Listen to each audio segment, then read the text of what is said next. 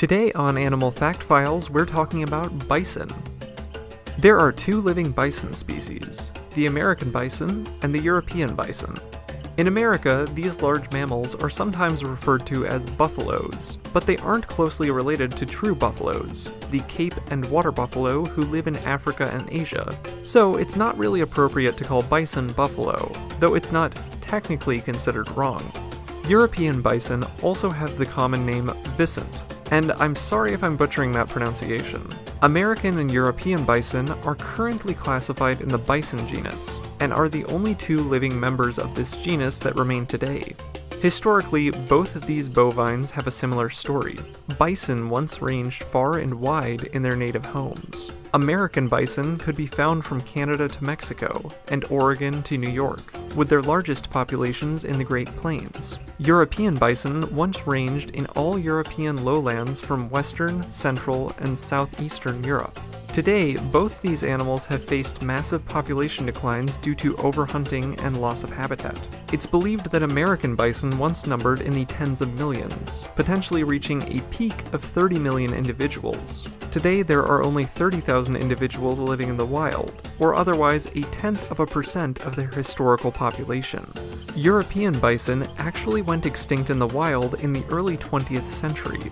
Captive individuals have survived to keep them from going completely extinct. But even today, their wild numbers are only in the thousands. Thankfully, we still have both these majestic species today as a link to the past of the giant land mammals that once walked our Earth. Bison are the largest living terrestrial mammals in both Europe and America. On average, adult bison bulls can reach 2,000 pounds in weight, while cows reach about half this. In general, European and American bison look similar. However, European bison are believed to be slightly taller than their American cogenerics. On average, from their feet to their shoulders, bison stand about as tall as the average human. European bison also have longer tails and horns, and carry their heads higher than American bison. This has to do with eating. American bison have a large shoulder hump because it's full of muscles that allow these animals to plow through snow in the winter to uncover their favorite food, grass. Since grass is closer to the ground, American bison generally hold their heads lower. European bison, however, munch on shrubs and woody plants, so their heads are held higher where these plants grow. Both male and female bison have horns, but females tend to have more curved and slender horns than males. Male bison will butt heads with one another to show dominance and gain access to females during a time called the rut. We've talked about this before in our moose episode. For American bison, the rut occurs from June to September, and females remain pregnant for 9.5 months before giving birth to a calf who is able to follow the herd within 3 hours of being born.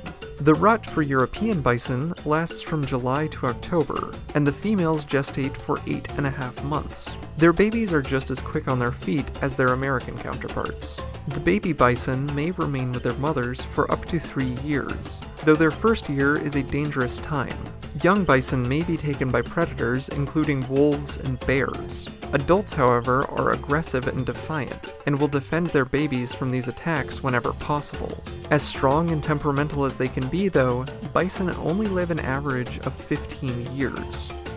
There are also bovines commonly called Indian bison, though these animals aren't classified in the bison genus. We've discussed these imposing mammals in a previous episode. Though they aren't classified in the same genus, the Indian bison can, however, produce fertile offspring with bison, which has led some scientists to consider a reclassification. In fact, bison can even breed with domestic cows. For more facts on bison, check out the links in the description. Thank you to Brock for today's request. Give a thumbs up if you learned something new today, and thank you for watching.